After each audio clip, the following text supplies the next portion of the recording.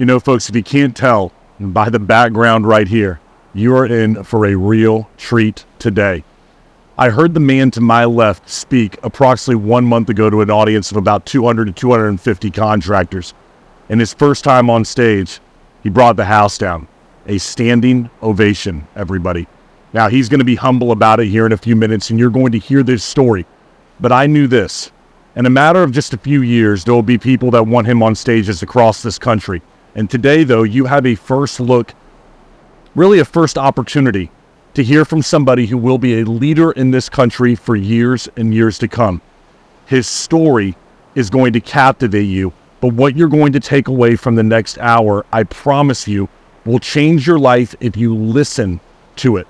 To my left right now, I'm happy and pleasure, believe me, it's an honor to introduce to you Mr. Tommy Richardson. How are you? That's quite the introduction. You know, I tried to be a little bit of Ed Milet meets Pat McAfee on that one right there and introducing you. But that was a great combo. But no, I'm doing good, man. I appreciate you guys coming to North Carolina and hanging out with me for a couple hours. And I'm looking forward to just talking, man.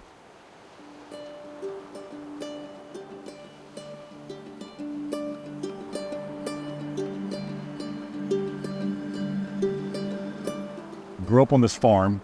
Got your house right here behind us. Is it one of the main reasons you decide to go to the military? Well, what was it? The small town? Was it? What was it exactly? It's a weird story of how I ended up there. So my great-grandfather is the only person in our family who had served, and he was in World War II in the Philippines. A buddy of mine, his dad was in the military, and he didn't have a car. So he was like, "Hey man, I need you to drive me up to the recruiter's office." I was like, "All right, cool, whatever. I'll drive you up there." So I drove him up there, and the recruiter asked me how I felt about joining the military. I was like, never thought about it. Yeah. And kind of got to talking to him a little bit. One thing led to another. I was like, all right, I'll go take the ASVAB. Took the ASVAB. I scored in like the mid-80s on the ASVAB, which is a pretty decent score. He's like, dude, you can pretty much get any job you want for the most part, minus a couple of them. I was like, all right. I was like, but if I'm going to join the military, I'm going to go do something in the military I can't do here. All right. So I was like, I'm going to do infantry if that's what we're going to do. When I got the phone call, my wife and I were walking around the state fair. I got a phone call from him. Tommy said, Dad, Army recruiter's coming to visit and going to eat supper with us tonight. I said, yeah, right. I hung the phone and I said, oh, by the way, and I told my wife, I said, oh, by the way, the Army recruiter's coming to visit. And we got upset. And I said, your son is not going into the Army. We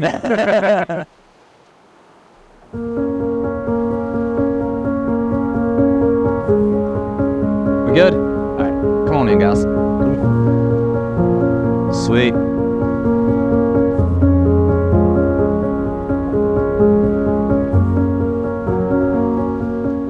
I signed up December 7th.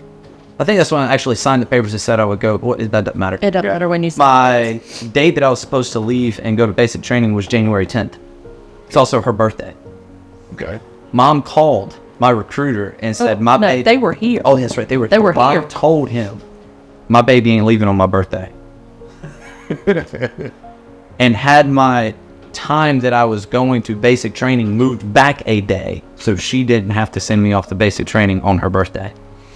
And you were the only one that left. And I was the only freaking one that left. Just all by myself. But I got what I wanted. There you go. Go, Mom. I dropped him off on my birthday, but he didn't. It was late. It was late. It was late. I did. We did the 8 o'clock drop off, but he did not leave on my birthday. Yeah. Sergeant Tate looked at me and went, Okay. Scratched it off and redid the paperwork. So you end up there. At that time, you're 270 pounds from what I know. Yeah, I was a big boy. You're a big boy. They get you off to basic training. How do you come back from basic? Who's Tommy as he comes back from basic training? A hell of a lot more disciplined. My mom still kind of talks about that time when they came for Family Day weekend, and I went into their hotel room and it was a mess, and I cleaned everything up and put it where it was supposed to be because it was driving me nuts. Prior military me would have never done that. My mental strength was better. Not that it was bad before I went in, but I had more mental fortitude. I certainly had something that I was fully passionate about and I was completely bought into, of being in the military, being in the infantry, and this is my purpose in life. Like, this is what I'm built for. This is what I'm meant to do.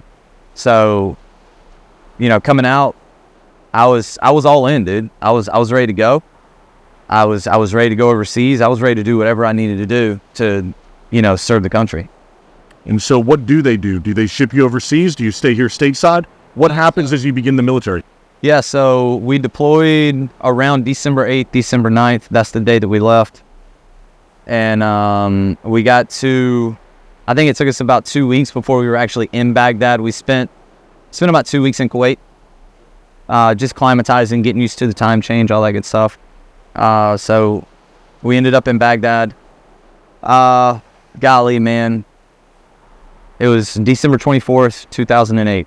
That's really the day that everything really shifted and went in a completely different direction of where I thought my life was going. So we were, it was late that night. We had just got back from eating, and we're cleaning. We're kind of like cleaning, organizing our room a little bit. Like, for us, it's Christmas Eve. We're just trying to get settled in. Everybody's got their little Christmas movies that they want to watch and all that good stuff. So, like, I'm trying to get settled in so I can go to sleep. I'm popping in Charlie Brown's Christmas because it's something that, we always watched as a kid, and I wanted a little bit of home, And next thing I know, I hear this little clanging noise that kind of hits the floor, catches my attention. I turn around, and when I look down, there's a blasting cap in between my feet. Now, at the time, I didn't know what a blasting cap exactly was. What is a blasting cap for my audience? So a blasting cap, it's about a 2.5 inch long, just metal little pipe that's about as big around as your pinky, right? So that's about how big it is. And it can be set off in numerous different ways, but the one that was thrown into my room was an electric blasting cap, so it's set off by an electric charge. It's somewhere in the general range of 7 to 9 volts of energy is what sets it off. So I like to kind of explain it as, imagine the inner guts of a grenade. Essentially, like when you pull the cap, that sets it off. You got a short period of time, and then it blows up, and that's what throws the shrapnel everywhere, right? It's kind of how I like to explain it, to give people an idea, because everybody knows what a grenade is. So when I look down, that's what I see.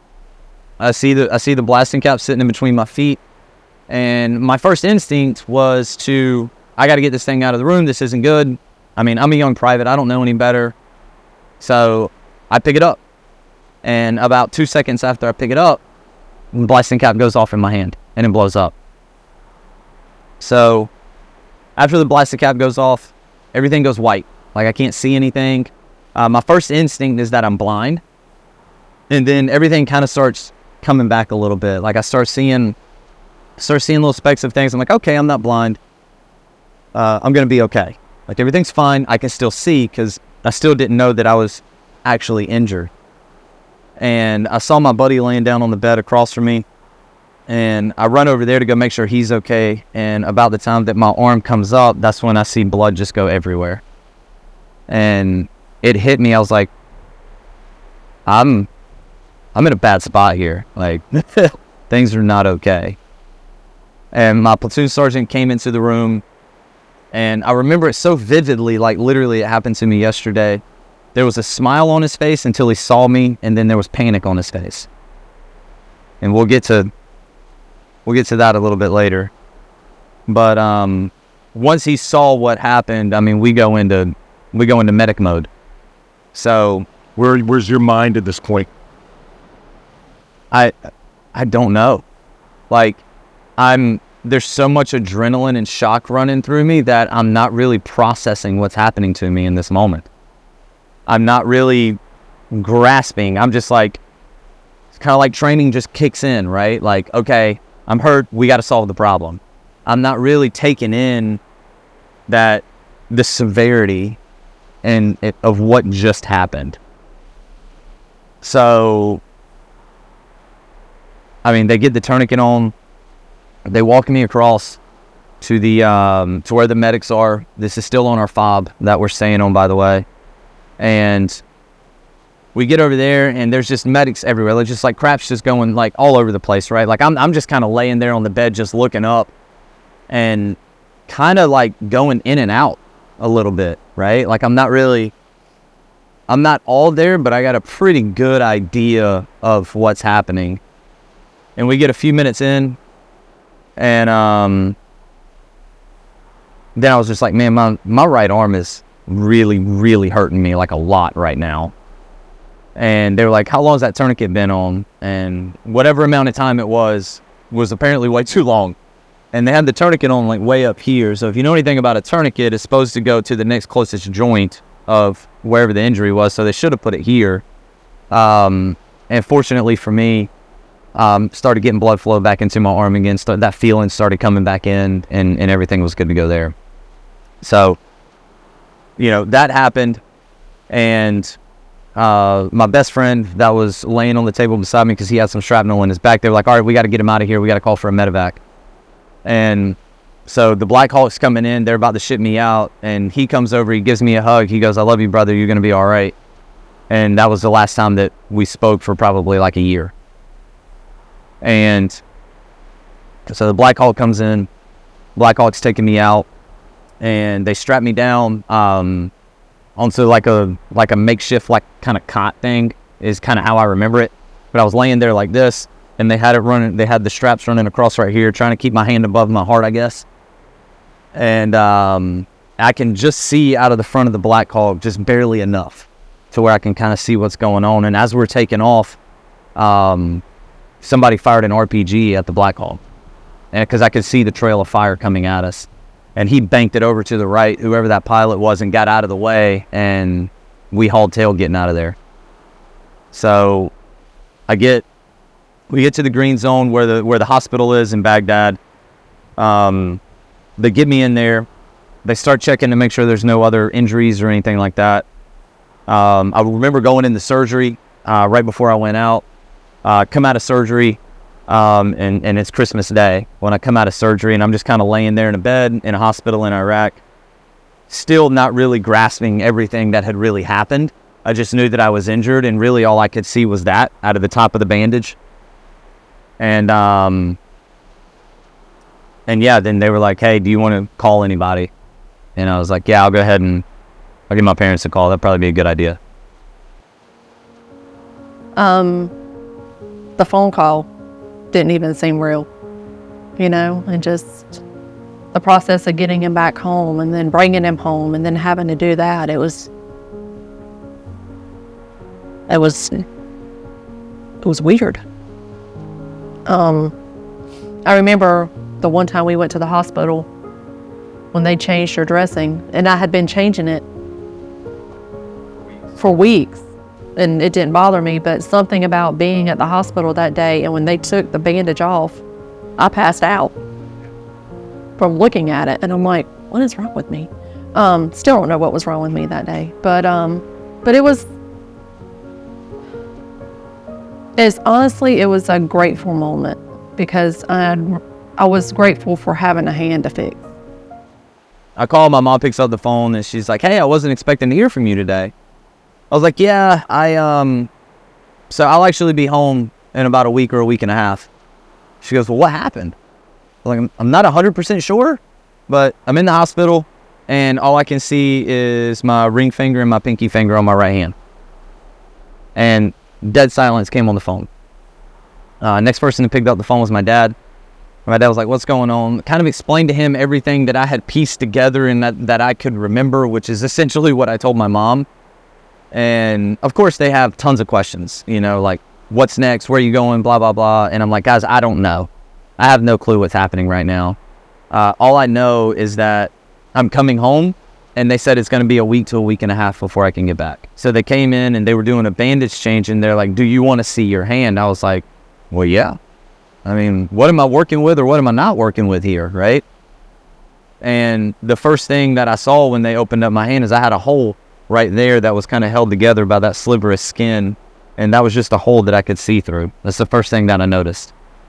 It was swollen, it was green, it was nasty. I had hundreds of stitches in my hand, and it just didn't look good, right?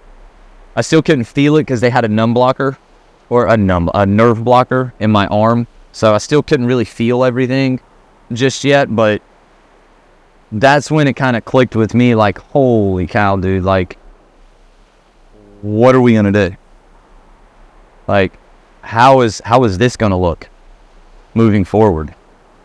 How are you going to go back to doing what you were doing? Because in my mind, I'm still going back to Iraq.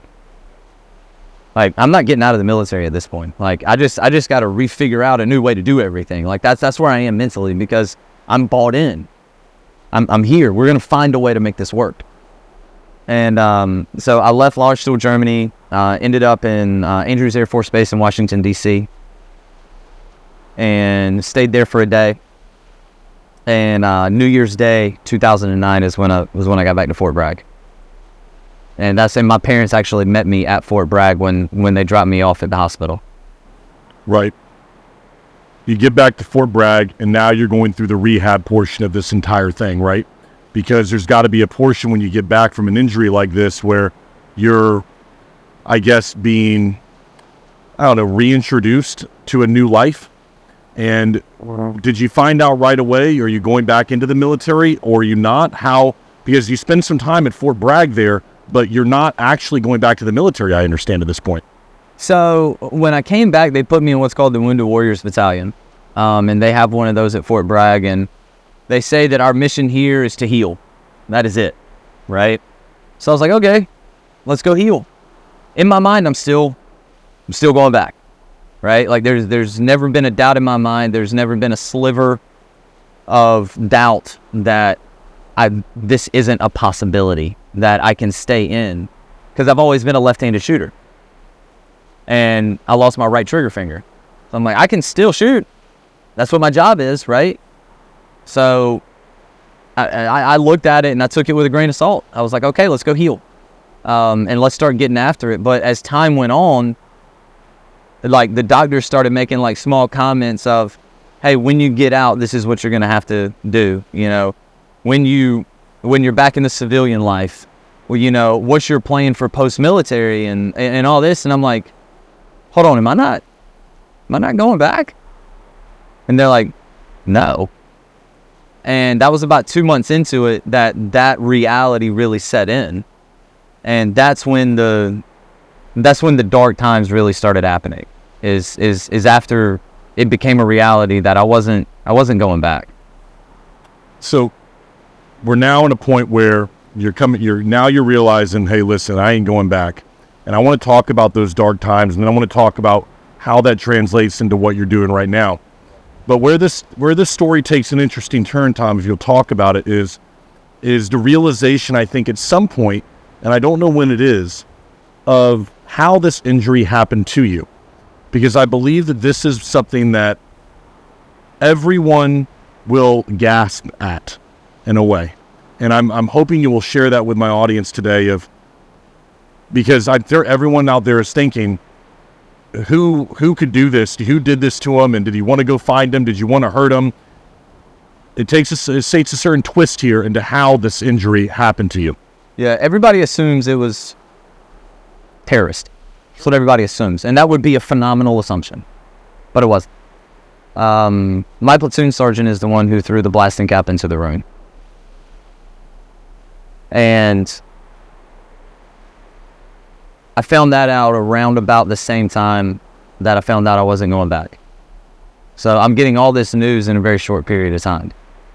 And, you know, somebody that you trust, somebody that you've been in battle with, somebody that you've prayed with, somebody that you've, you know, broke bread with, somebody that you deeply revere, to find out that he's the reason my identity got taken away from me, of who I was and what I firmly believe my purpose was. I mean, dude, it messed with me, as you can imagine. And it sent me down a road of some rough stuff. And, you know, we sat here, he had his wife and kids with him. And we just started fishing. Just catching up, just talking. And I just asked him, I was like, man, why'd you do it? Like, what happened? And he said it was in a container that was marked as duds. and I never in a million years thought it would go off. Well, I'm assuming then wanted to play a little joke? Yeah. Watch people kind of scurry, new guys kind of panic type thing, and get a little joked out of it? Yeah, because he didn't think it would ever go off, right? But it did. You know, and my life radically changed because of it. Like, is there a part of me that was bitter for a time that he got to stay in the military and I'm the one who ended up getting out? Absolutely. Yeah, I was pissed off about it. But what good is that doing the military to kick out somebody who has the level of training that he has? He made one mistake in an 8-year career to that point in the military. Like, we all screw up, man. I'm sure you've made mistakes. I have. My dad has. I'm sure he has. That doesn't mean we get excommunicated from somebody because we made a mistake. You know, the Bible tells us to forgive people. I forgave him, not for him, but for me. Because if I didn't forgive him, I couldn't be here today. Because I would continuously hold on to that anger. I'm going to tell you how I've thought about it, because I really want to get this right. I think there would have been almost some relief in a way if you would have told me a terrorist did this to me. Because then I look at it, I'm like, it's me against the world. It's America. It's G.I. Joe. It's, this son of a did this to me type thing. But then do you find I feel like another part of my identity would be taken away when I figure out that it wasn't the case, that it was somebody that I trusted, as you say, you broke bread with. You're a 19-year-old guy, and you're having to digest all this information that's coming to you. There's no wife, there's no support system outside of your family. You're at Fort Bragg for a substantial period of time, I understand, by yourself. It's a lot to take in, brother. Yeah, took me a long time to trust people again. It took me a long time to allow people to be close to me again. It took a long time for me to overcome that I did nothing wrong. Because for a period of time, I blamed myself for what happened. Because if I would have never touched it, it would have never blown up. Because it was your charge that did it. It was the natural voltage that I carry in my body that actually set it off. So I blamed myself for a very long period of time. If I would have just left it alone, nothing would have happened. I would still have exactly what I wanted.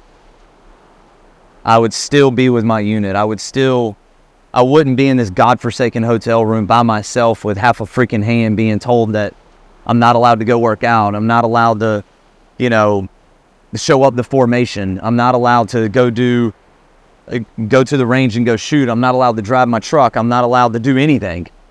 I'm allowed to breathe. I'm allowed to show up to doctor's appointments. They put me on a freaking dead man profile. My job was to heal, and for months and possibly even years, that was my thought process, is that if my dumbass would have just left it alone, I wouldn't be in the situation that I'm in right now. And man, there was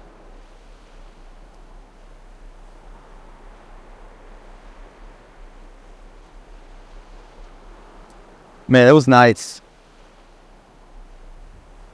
where I would sit in the hotel room by myself and just kind of fade off to sleep. And the same dream I had for months, man, it was every single night. The dream was that if I would have known it was going to blow up, I should have just put the damn thing in my mouth, so I wouldn't have to deal with any of this. At least I would have gone out doing what I was supposed to be doing. You know what I'm saying? Like, man, that dream happened over and over and over again, and it was just there. And it never went away, probably until 4 or 5 years after it happened. That was a battle I fought every single day of my life, of trying to figure out, why am I even here if I can't do this? So I'm going to ask you a question then, and choose the answer or not. And to be open with you in the audience, I haven't asked you this question. There's no free written question right here.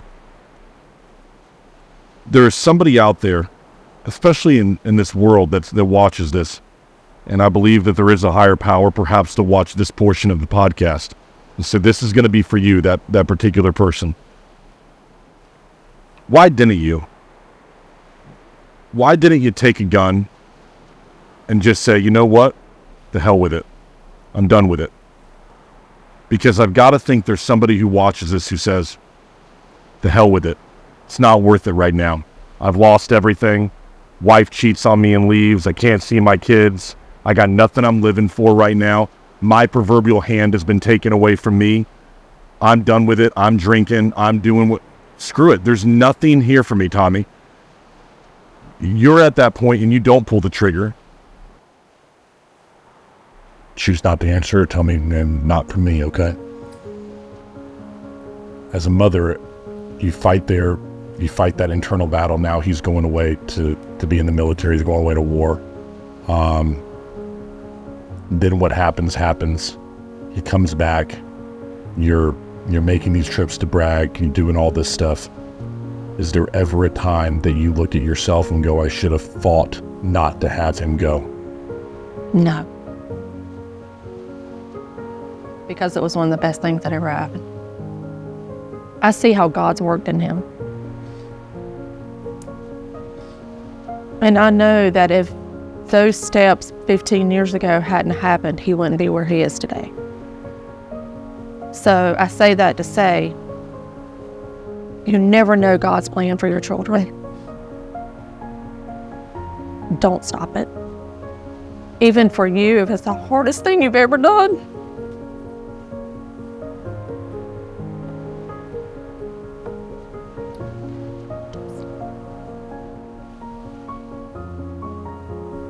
Because deep down, I still knew I was here for a reason. Like, I didn't die. I didn't lose everything. I lost a piece. You know what I'm saying? Now, granted, pretty big piece in my eyes at 19, 20 years old, right? But it was only a small piece that was taken away. I still had everything else. Everything else was still there. I still had my mom, I still had my dad, my sister, and my grandparents, and my support system back home. I still had, my friends were still alive. They were still there. Nobody abandoned me. I still had that. And even if somebody had abandoned me, there was still other people in my life that I had.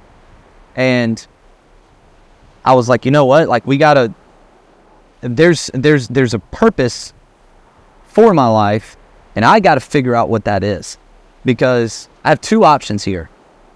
One, I can be a victim and eventually become another statistic of the 22 a day that commit suicide who are veterans. Or number two, I can go really lean into who I'm intended to be and go create generational wealth for my family.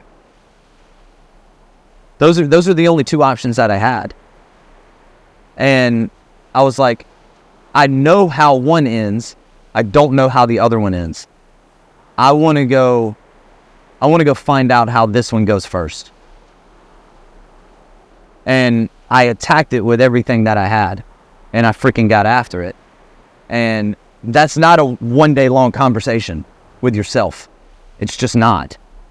You know, that is years of having that conversation, and you have to be willing to go talk to people. You have to be willing to be vulnerable and go have really difficult conversations with people that genuinely care about you.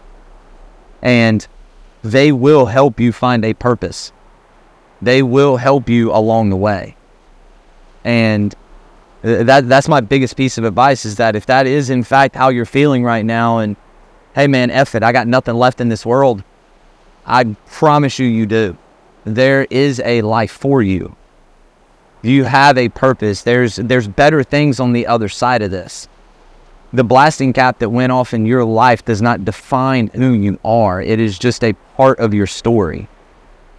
You can take it and make freaking an amazing story out of this whole thing. You can go be the reason your family has generational wealth. You can be the reason that somebody else in your life has hope. You can be the reason that your kids even exist if you don't already have kids. You can literally bring life into this world. But you have to make that conscious effort to say, I'm not going this route. I'm going to go find out what my purpose is, and I'm going to go attack it with everything that I have. You just said, it's not a one-day conversation. I think you're right, and I think maybe you'd agree with me on this. We've talked about similar subjects on this podcast, not to this in depth before, but one of the things that I tell friends or clients if they're struggling in their business or their personal life is you don't have to make it to next year. You just got to make it one more day. If your business is struggling, your business doesn't have to be open next year. It just has to be open tomorrow. You got to make it one more day. And I think that a lot of people underestimate the strength that they have in a day. And they may vastly overestimate the strength they have in a year. But you don't need to make it to the $1 million or to generational wealth tomorrow, but you just got to make it till tomorrow.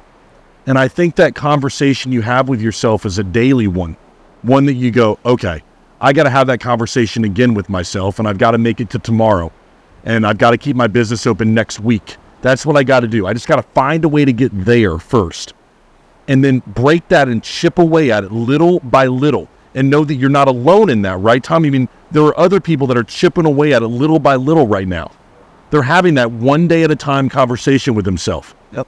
And, I had a buddy of mine, he used to drink a lot. And, he was essentially an alcoholic.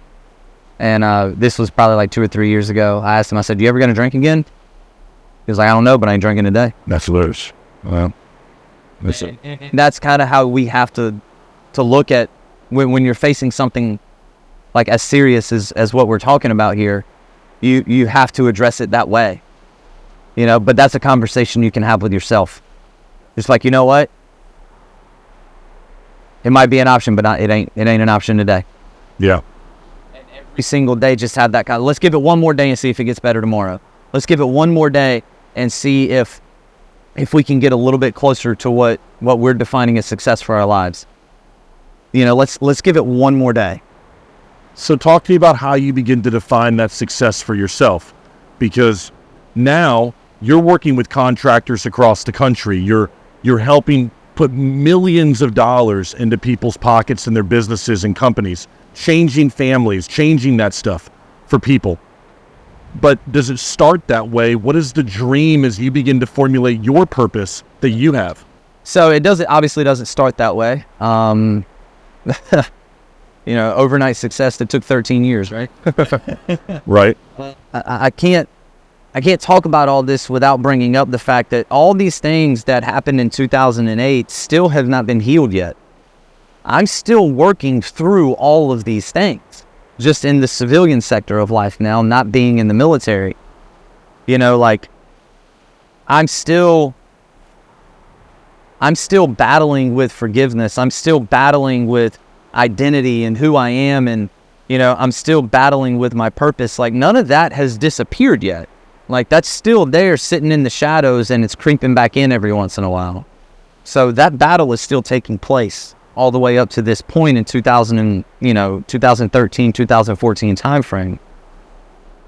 And then in the summer of 2014, that's when Alex and I actually started dating. Was late summer of 2014, and I knew pretty quickly she was the one that I wanted to be with for the rest of my life. Like, there was no question about that, man. She was a freaking rock star. She had her career settled. She didn't need me, she wanted me, type of thing, and that was kind of what attracted me to her so much.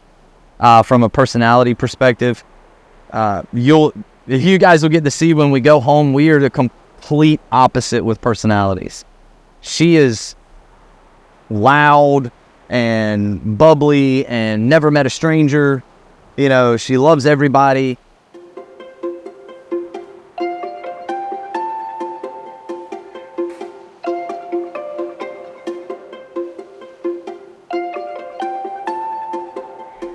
All right, Tommy in 2013, He was about 2% body fat and sprinting probably twice a day and eating a lot of oatmeal.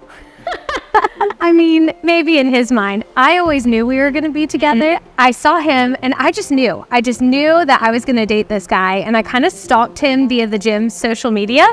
But I ended up dating someone else, and it was not a great relationship at all. Broke up with him, and it was meant to happen because I really probably would not have appreciated Tommy as much if I had not gone through this bad relationship. And then it turned out that we lived in the same apartment complex. And when I saw him walking his dog in the morning, I was like, there he is. And I would time leaving in the morning to go to school when he was walking his dog so we could cross paths, and found out that he was dating someone long distance at the time. He actually invited me over to hang out with them. And as soon as I met this girl, I was like, she is not gonna last. I was cuter. And they ended up breaking up like a month later. And then it didn't take too long before he asked me out. My advice for someone who is in a relationship with someone who has gone through something traumatic is you have to be patient and you have to be willing to grow with them. I think it takes someone a long time to realize that they even have trauma that they're trying to process through. So the first step is them acknowledging that something big happened that has affected them in more ways than they realize. And they have to be just as willing to want to work on themselves and to heal from that trauma. And you need to encourage them in that healing journey. And it really does take the both of you. You need to encourage them in the healing, and they have to be willing to work in that healing and growth. It takes both parties. I don't think it's something one person can help with. Can't do. When I got out, like, can't button my shirt, can't tie my shoes, can't cut a steak. You can't Play golf? Can't play golf. Can't throw a football. Can't throw a baseball. You can't do this. You can't do that. And it's just like, can't play the guitar. That's something that I actually enjoy doing.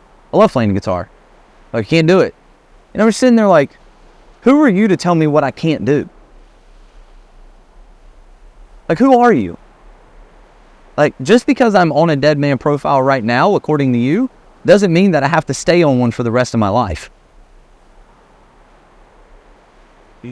Like, I do have a choice in what I can and cannot do. I love that. And we all have this vision in our head of what we want our life to look like. Everybody does. Like, if you cannot close your eyes and imagine what life looks like, you need to begin to do that. Go dream. And no dream is too big for you to be able to accomplish. It's just, how much are you willing to sacrifice to go get it? What are you willing to give up because in order to get, like, I'm sure with you, to get where you are today, you've had to give some stuff up. You've had to sacrifice things. So I got to ask this though, then. I mean, you're going through this. Now you've got a wife who's helping you move through this situation, okay? But on that same token, you're now, as we turn your life into helping and trying to find purpose, you're helping contractors. How do you find that? So Alex got a job teaching at Laney High School. This is where Michael Jordan went to high school, actually. Just in case you were wondering. Their gym has the big Jumpman logo on the outside of it. It's actually pretty cool. So she got a job there, and I ended up transitioning into real estate. So I sold real estate. I did $8 million in real estate my first year in Wilmington. Pretty successful. Got a job as sales manager, and then Hurricane Florence hit. When Hurricane Florence hit, real estate kind of came to a screeching halt. So I was like, okay, I got to find something else. My buddy Justin Woodruff owned Ready Roofing Company, based out of Clayton, North Carolina. He's like, hey man, Florence is coming. Do you want a job selling roofs? Like, I guess. People who don't need them, might as well sell them, right? So that's how I got to the roofing industry. Yeah. Well, it was that way. So fast forward about 6 months, I give Justin a call. Hey man, I absolutely hate selling roofs. this is a horrendous job, but I love working for you. You're a great guy. I trust you. What other options do you have for what I can do within the company? He goes, well, you know how to fly a drone? You know how to take pictures? Sure, I can do that. It was a complete lie, by the way. I didn't even have a drone, never flown one. Didn't even have a camera outside of my cell phone. So my grandfather bought me my first ever camera for $400. And that's what I went around with, a Canon Rebel T7. That's what I was taking photos and videos with when I first got started, man. The cheapest freaking camera you can possibly get your hands on. Good old Best Buy type camera right there. Right, little Best Buy special. Yep. So I just started doing marketing videos. And fortunately, we didn't know any better. We thought what we were doing was the greatest thing ever. It was pretty much Jonathan Sherwood and Ready Roofing. We were at the time in 2018, 2019, nobody else was really doing heavy videos like we were. So I just kind of learned a lot from his guy, because we ended up becoming really good friends, of him helping me navigate through the content creation stuff. And then Justin just kept challenging me every step of the way. He was like, hey, you know how to do this? Let's do Facebook ads. Hey, you know how to do that now? Now let's look at Google ads and local services and SEO and websites and, you know, all these other things that we could do. Let's talk about automations to make things easier. And, you know, so, you know, that company took a drastic increase in revenue. I'm not saying I can take all the credit for that. Hurricane Florence obviously helped us out a lot. But I want to say we went from like $500,000 to north of $10 million in a matter of 18 months. So substantially fast growth. So, you know, 2020 rolls around, we got COVID, we got all that good stuff. And here's where I was told again, don't go do something. I ended up getting laid off from Ready Roofing. And they're like, look, man, just go get unemployment, dude. Just go do it. It's the best thing that you can do for yourself. And I was like, no. I've relied on the government once in my life and I got screwed over. I'm not doing that again. So what I did is I was like, we're going to go start Nubs Media. That's what we're going to go do. So Nubs Media started and Heck of a name, by the way. Appreciate it. Nubs Media. And off we went, dude. Every time I looked at my hand, I felt pain, I felt lying, I felt deceit. But I started Nubs Media in August of 2020 because I had to disassociate when I look at my hand to something positive. And I'd always wanted to own a company. I told my wife on our very first date that we went on, I said, I will own a company one day. I don't know what it's gonna be in and I don't know when it's gonna happen, but one day I will own a company. And by God, that's exactly what I did. Because I sold that company in October of 2022 last year. I ran a successful company, I sold that company, but right before that, I started working at Contractor Coach Pro, and in May 22nd of 2021, that's when my second child was born, Luke. So here's what I want you guys to do. I want you to write down 3 names. I want you to write down 3 names of people where their lives would forever be changed. If you could overcome some of these bad things that have happened to you and lean into who it is that you were meant to be. Who are those 3 people? For me, it's my wife, it's my kids, and as you saw, it was my great-grandmother. And I'm sure I've affected other people with that along the way who are in my family and closer to me. But I just want you to come up with 3. The last thing we're gonna do is this. This golf ball right here, in my hands, it's worth what, $4 or $5? Would you agree with that? Maybe $4 or $5? How much is it worth if you put it in the hands of Tiger Woods? A lot more than $4, right? It's probably worth what, 60, 70, $100 million? Just depends on whose hands it's in, right? This baseball, what, 10, 15 bucks? You can buy one of these? I don't know, I haven't bought a baseball in years. That's what it's worth in my hands. You put it in the hands of Nolan Ryan, How much is this baseball worth all of a sudden? Millions of dollars.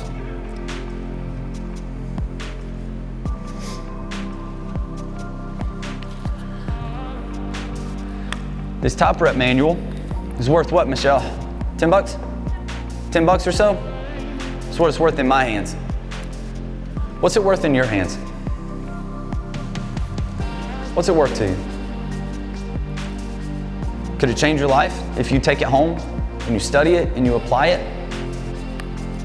How much is this going to be worth to you one day? Guys, if y'all ever need anything, there's my phone number, there's my email address. I'm more than happy to talk to any of you about anything. Feel free to reach out to me. Again, thank you guys so much. I appreciate it. I love every one of you. And come on up. Ladies and gentlemen, Tommy Richardson. What you've got here is an individual that has seen a lot, that has been through a lot, and you've overcome a lot. It's been a pleasure to get to know your parents, and now we'll get a chance to have met your wife before, and your hospitality here in North Carolina can't be understated. I think that you will find yourself on a stage, hopefully Liberty, in a very short amount of time to be able to do special things for people. I'm looking forward to the rest of the day and having an opportunity to learn a little bit more, man. And I appreciate it, buddy. Absolutely, man. Thank you. No, I appreciate you guys coming out here, man. Thanks, man. I appreciate it, man. All right. Absolutely.